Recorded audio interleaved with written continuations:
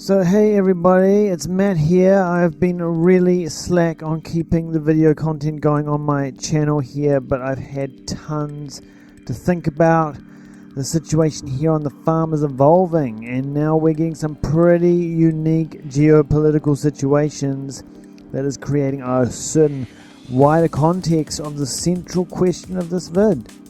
A continuation of the vids I was doing on my farm here and talking about how Europe, my trips over to Europe, fit in with my creative goals, and recognizing how a lot of all this will be disrupted now by big changes in the world, which of course I have been prepared for, and that's exactly why I'm here, of course.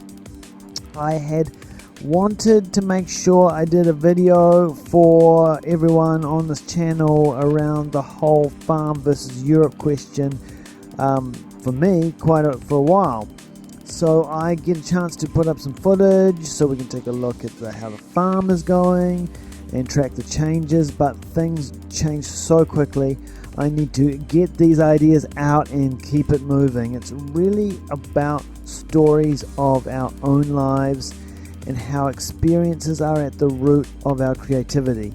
And this is nice continuity from that diary style content I was doing with talking about minimalism, doing these vids, because it's important to let people know that I'm still alive, I'm not dead, I'm right here, I'm doing my farm, and of course a chance for people to actually see what I'm doing and talk about how the concepts weave together, from doing my barn conversion here on the farm to the minimalist stuff I was talking about, where I was dealing with all this junk that I had stored in this barn, and it's how that was a past I had to confront. Reflections on the significance of objects that give your life meaning in some sense, and how that can kind of claw back at you. And so that's where I left my diaries off on when I stopped doing them a year ago or so. So I could see that it was opening up to something much more significant than just organizing a bunch of old junk, and how to deal with old family stuff, old memories and keepsakes that accumulate. And this had all come from this archive project I'd been doing with my business, and seeking some kind of closure with it, or the CDs and DVDs that I'd worked on. Somehow, artistically, it didn't make sense to me that it was all just going to be thrown out and destroyed and forgotten, because it just reflected on all the projects, music, gigs I'd been involved in that similarly were just all going to be forgotten. All they were reduced to were these flyers and posters just lying on the floor there. I couldn't really get my head around the idea that it was all just gone, and somehow it meant nothing. Moments I'd lived all just become lost to the past, even though I had also sensed, especially how now much later, it was very cleansing, and there's always more life to be lived than simply constantly reminiscing. Life keeps moving until it's all over one day. It was the beginning of a really challenging perspective on creativity, that so often it doesn't amount to much in the end, especially if we are stubbornly romantic about what art really is, and not honest about what art really is. Because if it's not honest and authentic, it is very difficult to create work of lasting impact. I was experiencing some perhaps nihilistic feelings, but that term has such negative connotations when, if you follow back from my minimalist diaries, I was talking about Eastern philosophy, concepts of detachment, flow, and stoicism, and seeing at that moment, just as I was about to leave for Europe again, that while the minimalist thing was about trying to deal with my physical material stuff, it was becoming a much bigger concept.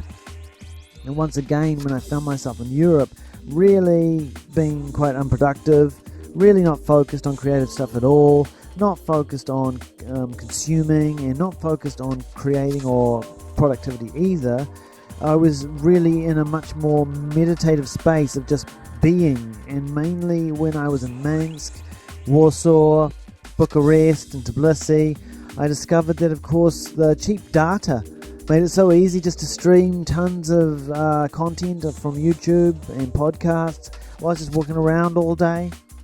So I just started getting into massive philosophy podcasts and pursuing some of these ideas I had started to have about minimalism, not just owning less, but also doing less. Just simply doing less altogether. Having less projects on, just not doing anything unless it had to be done or I really felt like doing it. And so it was from there that you might understand why this channel has gone so quiet. Because I kind of did away with the idea that I needed to be forced to make anything. And rediscovering on a deeper level that creativity is a purpose that must serve itself. Or you lose touch with the vital essence of it.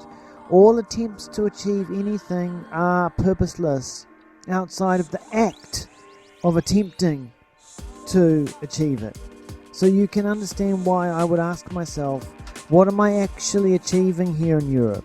And that, at its essence, that is when you're living on $200 a week and wandering around, absorbing the atmosphere and meeting people, great food, architecture, you're out in the park in the summer in the sun, and you're getting in touch with being present and simply being satisfied existing.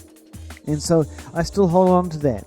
In Europe, it's easy to exist in a way that's stimulating, especially in Tbilisi, where I was in Georgia, which is so cheap and so lively and varied in terms of the lifestyle you can have there.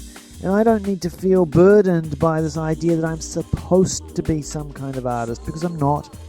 I'm not supposed to be anything or somehow have a creative debt that I owe the universe. That I owe the universe a certain number of new songs or a new music video. Well, it's just not real.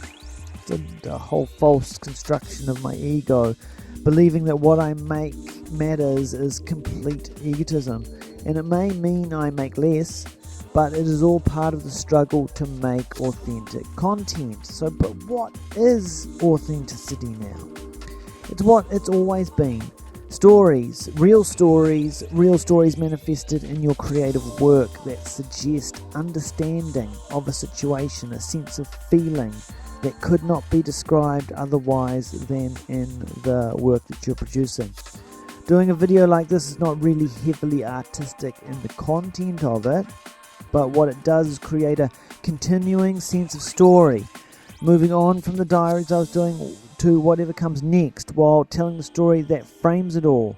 That I'm in Europe and I love the vibe, I'm living cheaply, I'm having an authentic experience, but then I'm back in my farm in New Zealand and I've made a huge financial commitment to it.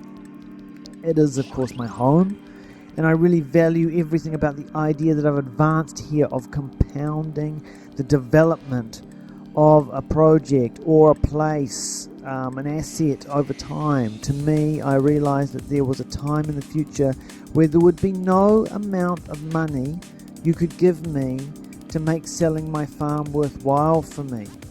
If I'd spent 20 years turning this place from a paddock into a wondrous garden and living situation for several people to enjoy, and that of course in turn would provide the income I needed to continue traveling in Europe and enjoying a great lifestyle there for up to half of the year, or possibly go overseas for extended periods of years while somebody else looked after this place.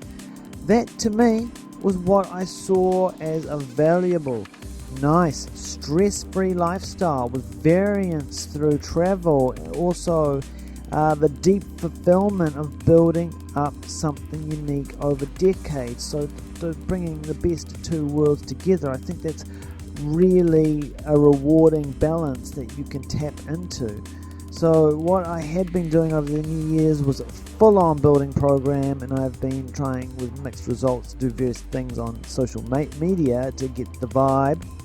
Positive vibes attract positive energy, networking around the place, and my result came in the form of being put onto a site called landshare.nz by some house bus lady I was talking to. And through that, I was able to start getting a lot of interest in the property. and things have been moving very quickly. So that's why I really want to get a new video up on my channel, just to recognize, much like so many things like physical fitness, creative fitness is all about getting in the mode, in the routine of keeping at it.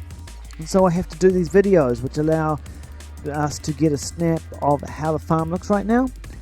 Now that others are coming, things are happening. Sleepyhead, the bed manufacturers, are building their new giant billion-dollar headquarter just down the road, so that has been huge. It means that there is going to be huge activity in the area where I can take advantage. So whereas when I first thought of doing this video that pulls so many ideas together about the contrast between life on the farm here in New Zealand and life in Eastern Europe, now it's becoming a little bit more complicated. Of course, there's a whole new context to the question because of this virus, making it increasingly likely I can't go to Europe anyway.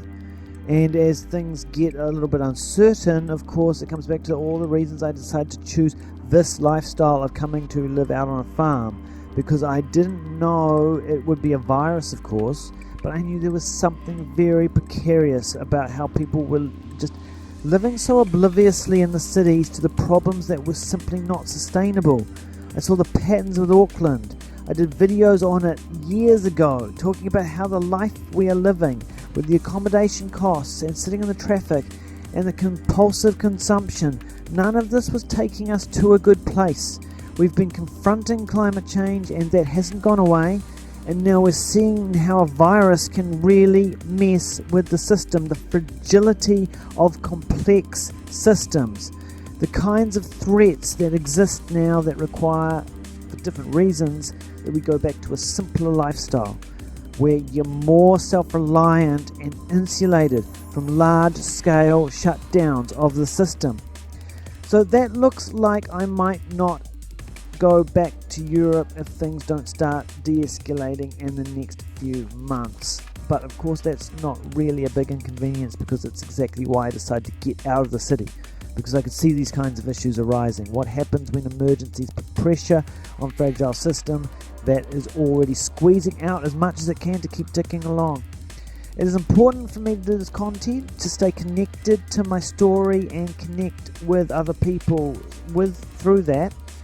And so even as I'm embracing this more zen-like purposelessness, I'm still committed to pushing my content along. I want to do another Base Wave podcast talking more about the Eastern European lifestyle opportunities. Georgia and Belarus are still the two main regions I'm focusing on, because that's really what I'm trying to do. Now I know I'm staying at my farm for good, because I know the demand for the accommodation and the lifestyle that I'm providing right here will remain solid. So that's really where I'm at right now. So yep, I just wanted to make a video of how the farm is looking right now. Talk about what I'm thinking about my developments here, because I can see this may open up more opportunities to continue to do my video series, not just on minimalism, but what I'm doing on the farm in the context of the serious challenges being faced internationally by humans and how we can address that, as well as keeping ideas about personal lifestyle choices and creativity moving. So I hope we can talk again like this really soon. This is Matt signing out. Until next time. Catch ya.